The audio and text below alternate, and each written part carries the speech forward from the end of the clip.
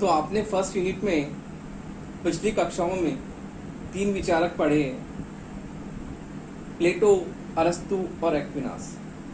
प्लेटो, अरस्तु, एक्विनास के साथ ही जो आपकी फर्स्ट यूनिट है वह समाप्त हो जाती है और फर्स्ट यूनिट के बाद में आपकी सेकेंड यूनिट आती है और सेकेंड यूनिट में आपका जो विचारक है पहला, सेकेंड यूनिट में आपका पहला विचारक है मैकियावेली।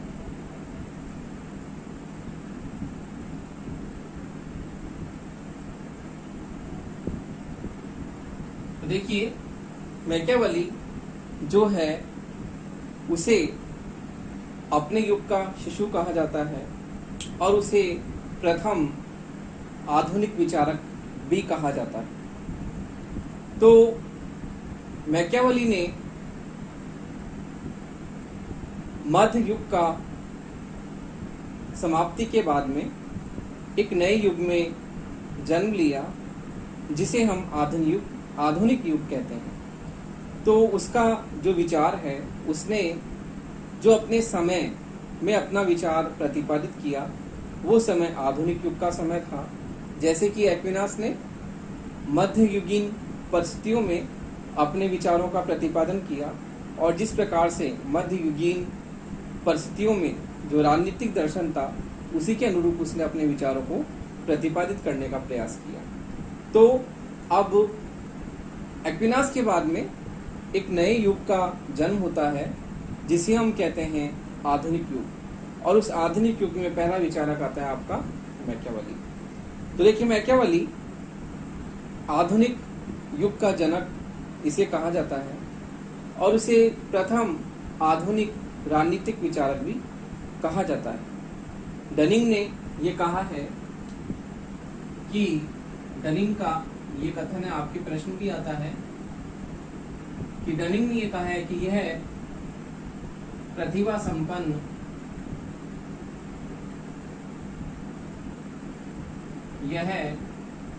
संपन्न फ्लोरेंस वासी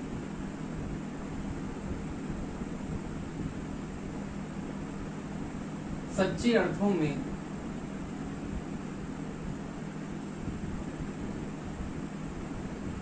अपने युग का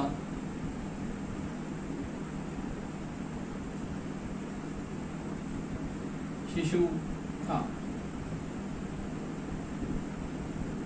डनिंग ने ये विचार दिया और आपकी प्रतियोगी परीक्षाओं में आईएएस, आरएएस वगैरह में ये डनिंग का कथन आता है कि डनिंग का ये कथन, ये प्रतिभा संपन्न फ्लोरेंस वासी अपने सच्चे अर्थों में अपने युग का शिशु था, इसका आप क्या कीजिए, इसकी विवेचना कीजिए, इसका आप अपने शब्दों में स्पष्ट रूप से विवेचन कीजिए कि डनिंग का ये कहना क्या बिल्कुल सही है।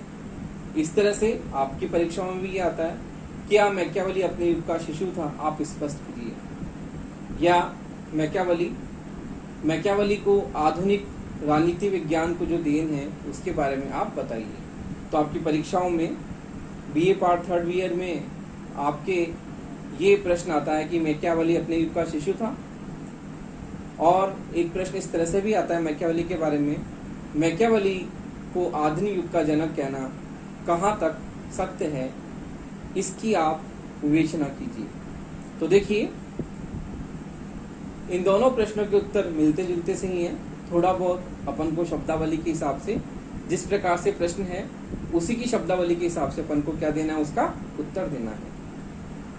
तो डनिंग का यह कहना मैकियावेली अपने युग का शिशु था वास्तव में बिल्कुल सही है, क्योंकि मैकियावेली पर अपनी युगीन जो परिस्थितियां थी, अपनी युगीन परिस्थितियों की स्पष्ट झलक हमें उसके चिंतन में देखने को मिलती है।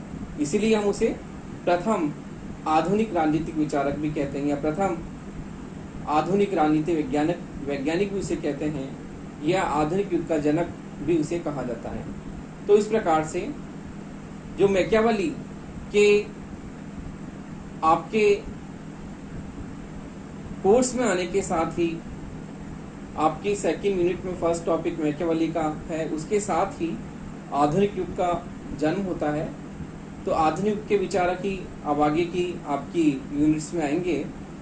तो मैकियावेली अपने युग का शिशु था, क्योंकि उसके चिंतन में हमें उसकी युगीन परिस्थितियों की स्पष्ट झलक दिखाई देती है। जैसे कि एक्विनास को मध्य युग का ईसाई अरस्तु कहते हैं, क्योंकि उसके चिंतन में अरस्तु के राज्य संबंधी विचार और चर्च की शिक्षाओं का जो समन्वय हमने देखा पिछली कक्षाओं में, किस प्रकार से उसके चिंतन में हमें ये समन्वय देखने को मिलता है। इसी प्रकार से मैकियावेली जो है उसके विचारों में हमें कुछ नए विचार देखने को मिले, जैसा कि उसका जो मानव स्वभाव संबंधी जो उसका चित्रण है उसके बारे में मैं आपको बताऊंगा। उसकी धर्म, नैतिकता और राज्य के बारे में क्या विचार हैं उसके बारे में आप पढ़ेंगे आगे। तो देखिए, उसकी सबसे प्रमुख पुस्तकें के बारे में हम देखते हैं। उसकी प्रमुख पुस्तकें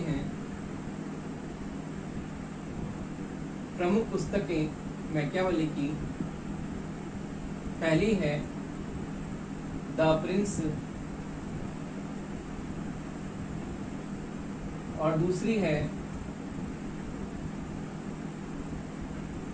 डिस्कोर्सेस ऑन लिविंग।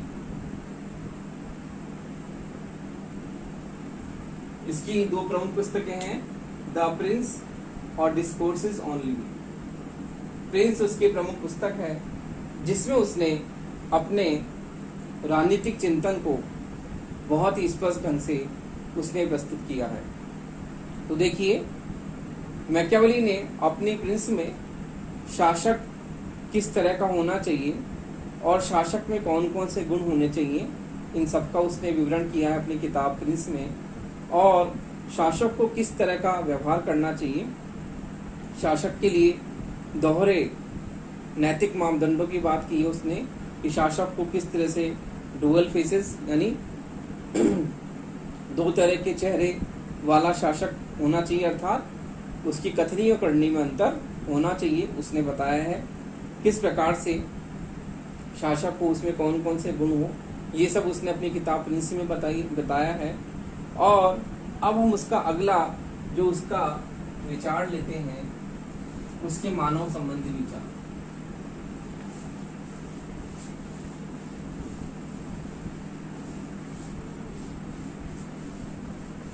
देखिए, मैकियावेली के मानव संबंधी विचार, किस प्रकार से उसने मानव स्वभाव का यथार्थवादी चित्रण प्रस्तुत की। मानव स्वभाव संबंधी विचार।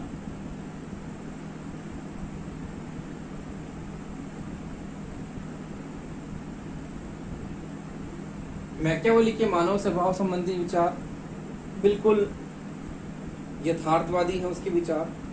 जिस प्रकार से हॉब्स ने मानव स्वभाव का यथार्थवादी चित्रण प्रस्तुत किया और मानव स्वभाव को उसने स्वार्थी, कृत, घनी, कपटी, छली बताया है, वही चित्रण मैकियावेली ने भी प्रस्तुत किया है।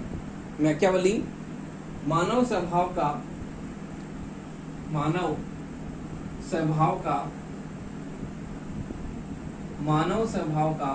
यथार्थवादी चित्रण प्रस्तुत करता है।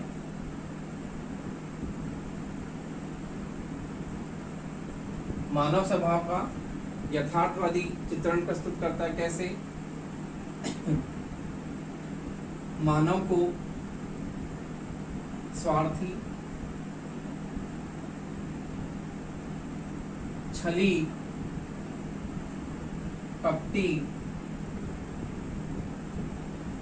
धोखेबाज,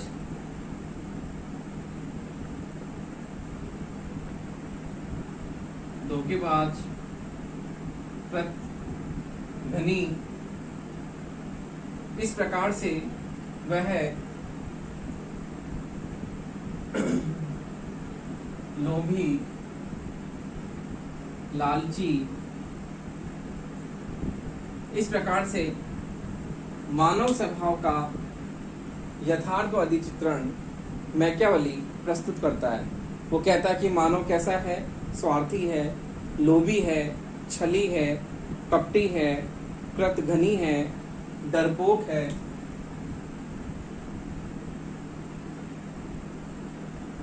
इस प्रकार से मानव स्वभाव का यथार्थवादी चित्रण मैकियावेली ने प्रस्तुत किया है, जो कि हमें हॉब्स के चिंतन में भी देखने को मिलता है। हॉब्स जो कि एक समझौतावादी विचारक हैं, उसके चिंतन में इसी तरह से हमें मानव का यथार्थवादी चित्रण हमें देखने को मिलता है। वो भी मनुष्य को स्वार्थी, लोभी, लालची मानता है।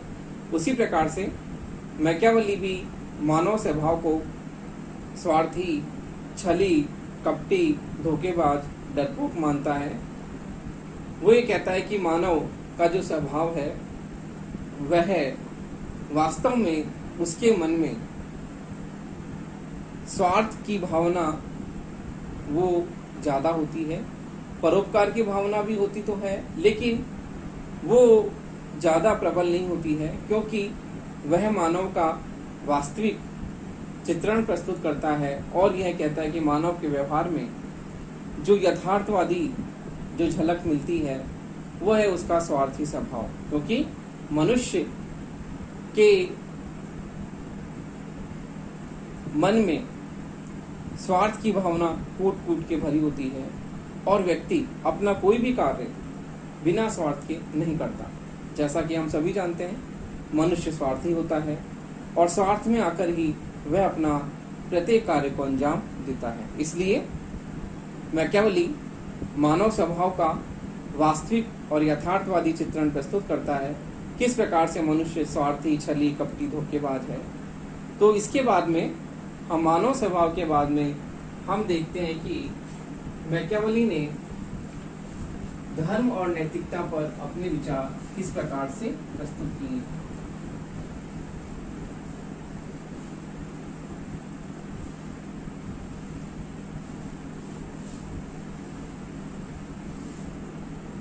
अगला जो इसका विचार है वह है धर्म और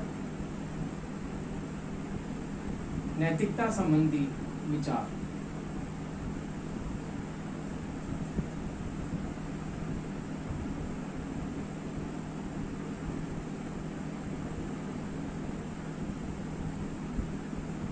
तो देखिए, मैकियावेली के धर्म और नैतिकता संबंधी विचार बिल्कुल अलग है।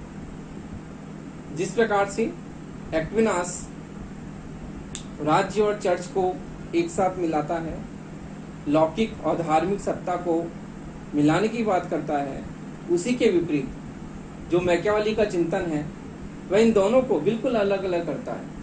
वो कहता है कि धार्मिक क्षेत्र एक अलग विषय वस्तु है और जो राज्य है अर्थात जो राजनीतिक सत्ता है, लौकिक सत्ता है, वो क्या है, अलग है। तो इस प्रकार से मैकियावेली ये कहता है कि राजनीतिक सत्ता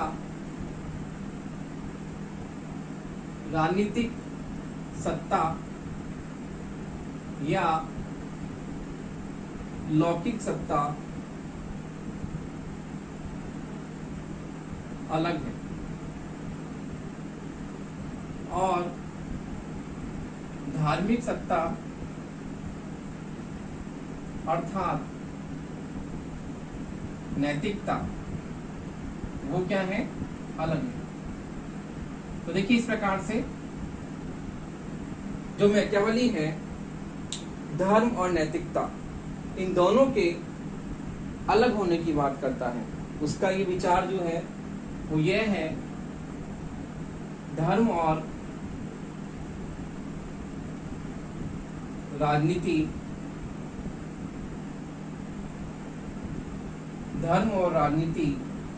अर्थात नैतिकता और राजनीति का पृथक्करण। यानी धर्म अलग है और राजनीति अलग है। अर्थात नैतिकता या नीति विहीन या नीति शून्य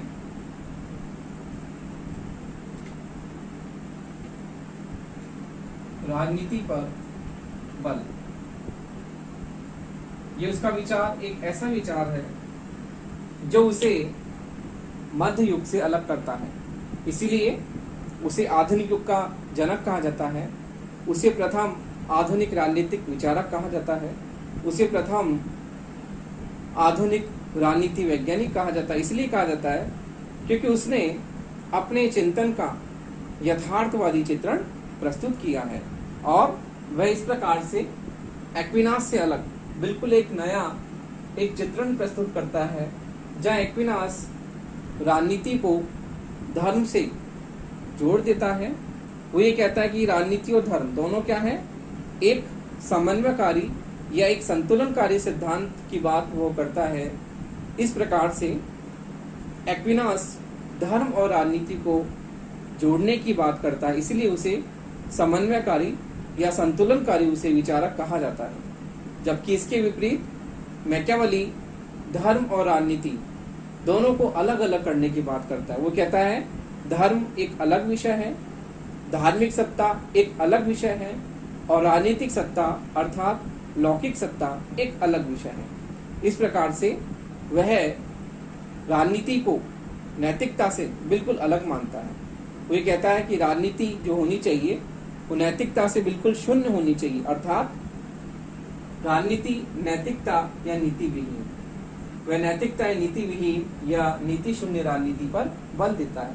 तो इस प्रकार से मैकियावेली का जो यह विचार है वह उसे एक नए तरह का उसके विचारों में प्रधानता हमें देखने को मिलती है कि ये उसने एक नया विचार, एक मौलिक विचार दिया कि राजनीति क्या होनी चाहिए, नीति शून्य होनी चाहिए।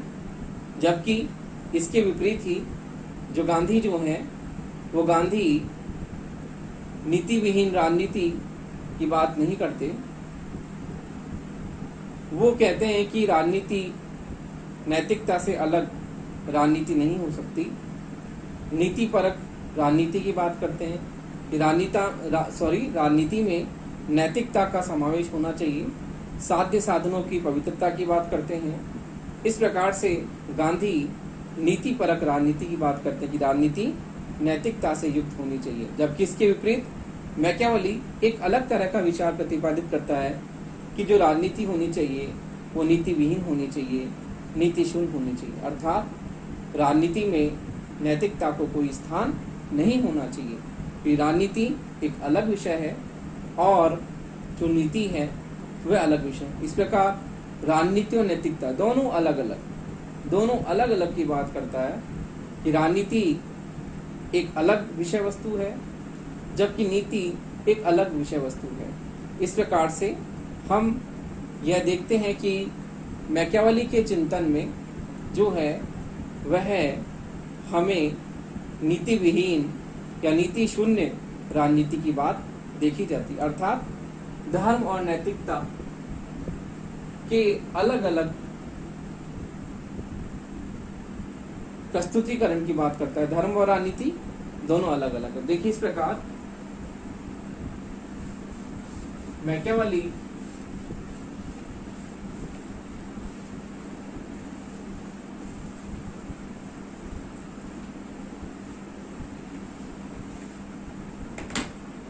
राजनीति और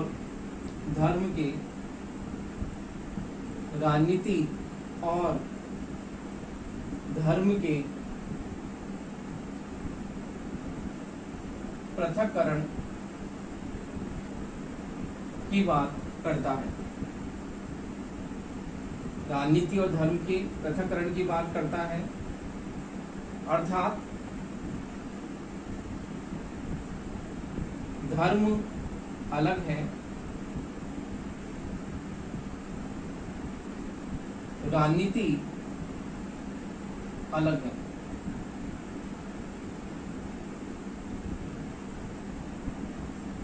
इस प्रकार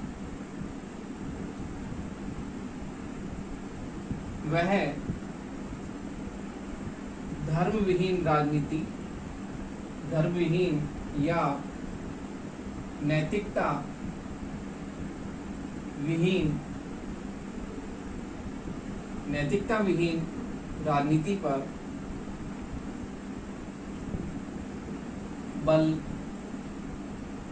देता है।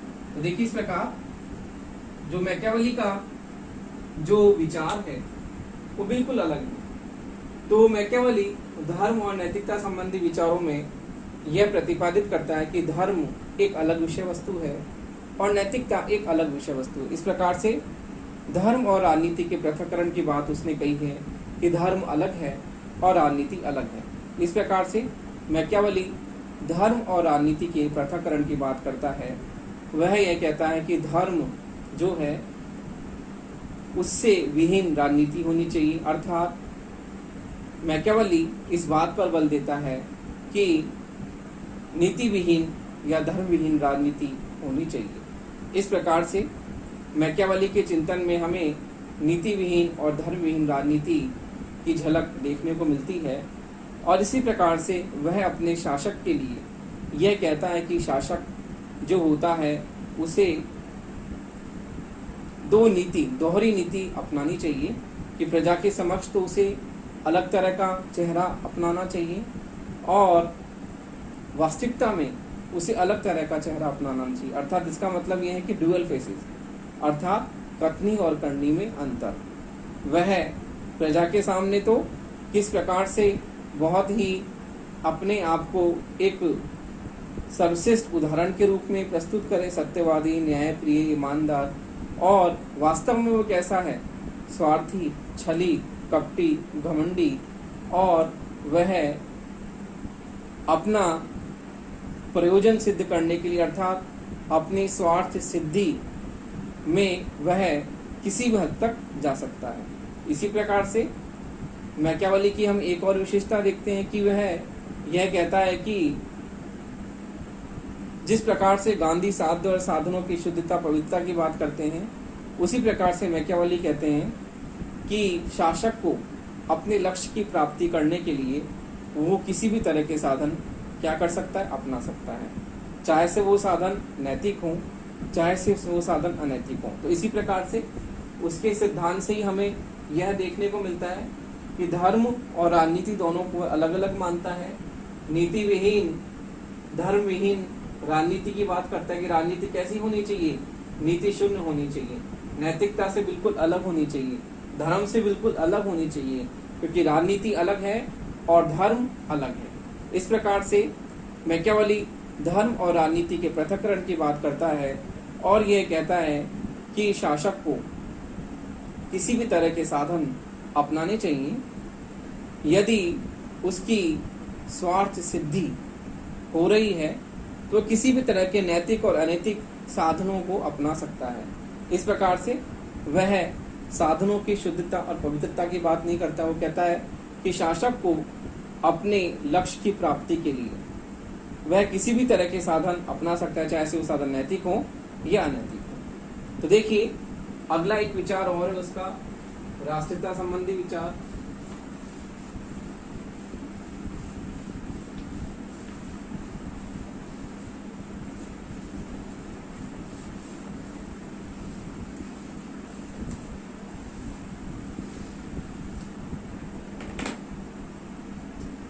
अगला है मैकियावेली का राष्ट्रीयता संबंधी विचार।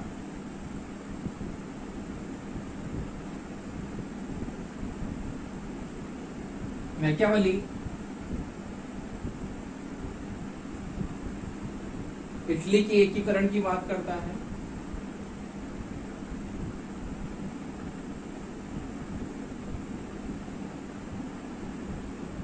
और इस प्रकार वह राष्ट्रीयता के सिद्धांत को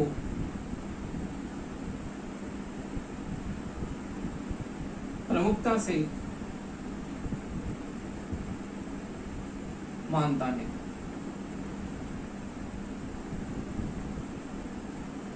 मैकियावेली के समय में इटली छोटे छोटे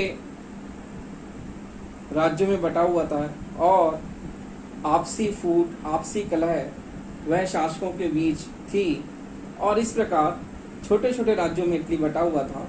वो चाहता था कि ये सारे राज्य मिलकर राष्ट्रीयता की बात करें, एकीकृत होकर वह राष्ट्रीयता के सिद्धांत को अपनाएं।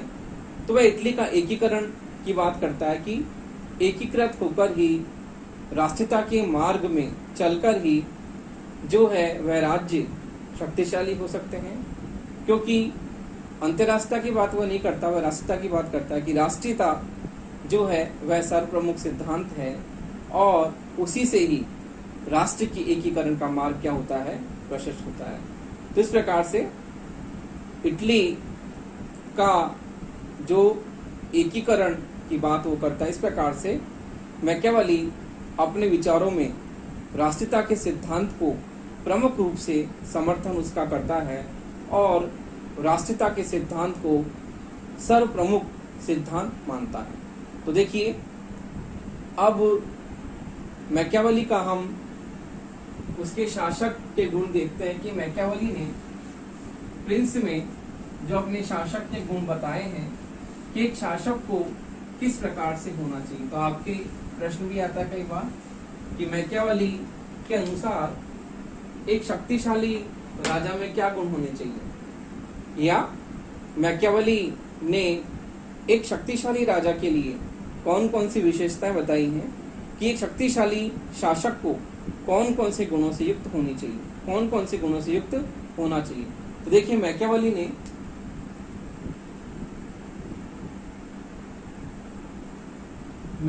ने अपनी पुस्तक प्रिंस में सफल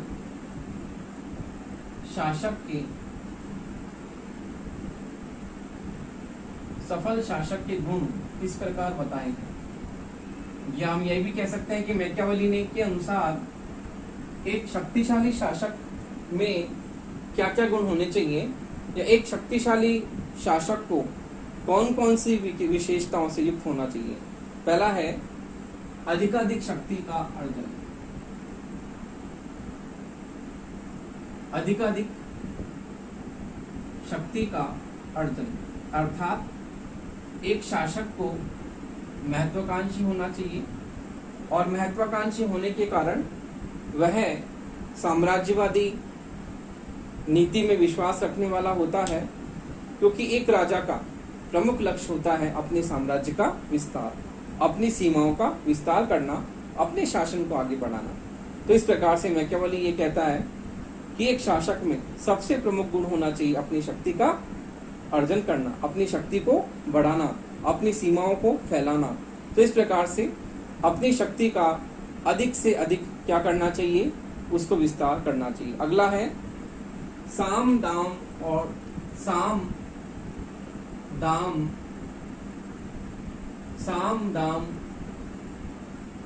दंड और भेद को अपनाना। अर्थात एक शासक के लिए, जैसा कि पहले मैंने बताया था आपको, धर्म और राजनीति के पृथक्करण की बात आपको बताई थी कि वह साधनों की शुद्धता की बात नहीं करता है, लक्ष्य की सिद्धि की बात करता है कि लक्ष्य सबसे प्रमुख होना चाहिए और उस लक्ष्य की प्राप्ति के लिए शासक किसी भी तरह का जो है साधन को अपना सकता है। इसी प्रकार से साम दाम दंड और भेद, यदि शासक को किसी भी युक्ति से यदि अपना प्रयोजन सिद्ध हो रहा, अर्थात उसका कार्य किसी भी साधन को अपनाने से, साम दाम दंड और भेद को अपनाने से सिद्ध होता है, तो उसे उसी प्रकार का आचरण करना चाहिए, उसे उसी प्रकार का साधन अपनाना चाहिए। अगला है सिंह और लोमड़ी के गुणों को धारण करना। सिंह और लोमड़ी के गुणों को धारण करना, अर्थात एक राजा को सिंह की तरह बहादुर होना चाहिए और लोमड़ी की तरह चालाक होना चाहिए, क्योंकि यदि राजा बहादुर नहीं होगा तो उस पर आक्रमण की बौछारें होती रहेगी और पड़ोसी राज्य उसे जीने नहीं देंगे, क्योंकि पड़ोसी राज्यों का आक्रमण यदि उसने बहादुर के साथ नहीं किया, उन आक्रमणों को उसने विध्वंस नहीं किया उनका, तो राज्य की शक्ति कमजोर हो जाएगी और राज्य पर उस दूसरे राज्य का आक्रमण हो जाएगा।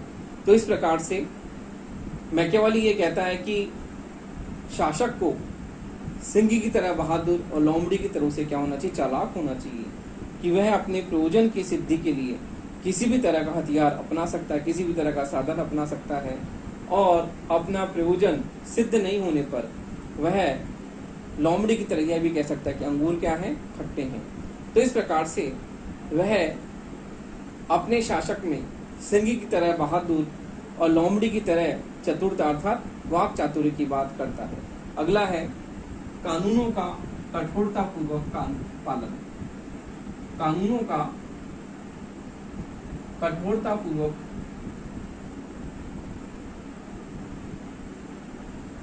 पूर्वक पालन की बात करता है कि एक शासक को ऐसा होना चाहिए कि वह अपने कानूनों का अपनी प्रजा के द्वारा कठोरता से उसका पालन करवा सके। तो इस प्रकार से वह यह कहता है कि कानूनों का कठोरता पूर्वक पालन जो है वह शासक को करवाना चाहिए। तो शासक यदि अपने कानूनों का कठोरता पूर्वक पालन जनता से नहीं करवाएगा तो जनता क्या हो जाएगी, उद्दंडी हो जाएगी, और जनता जो है वह राज्य में अशांति गृह कलेश को फैलाएगी और राज्य में गृह युद्ध की स्थिति हो जाएगी। तो इस प्रकार से मैकियावेली अपने शासक के लिए पहला अधिकाधिक शक्ति के अर्जन की बात करता है, दूसरा साम दाम दंड और भेद को अपनाने की बात करता है, तीसरा उसको सिंह और लोमड़ी के गुणों से युक्त करने की बात करता है, उसको धारण करना चाहिए, और अगला है कानूनों का कठोरता पूर्वक पालन की बात करता है। तो इस प्रकार से हम जो मैकियावेली के शासक के लिए इन गुणों की बात करते हैं। अगला है सैनिक शक्ति का विस्तार। सैनिक शक्ति का विस्तार और युद्ध की स्थिति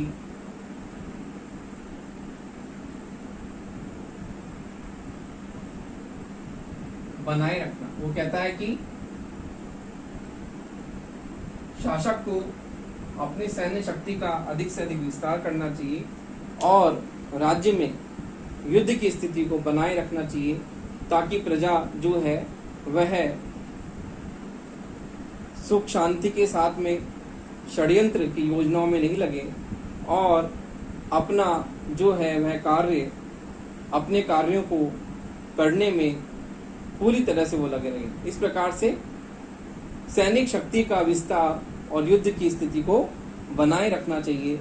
एक शासक के लिए ये गुण भी होने चाहिए।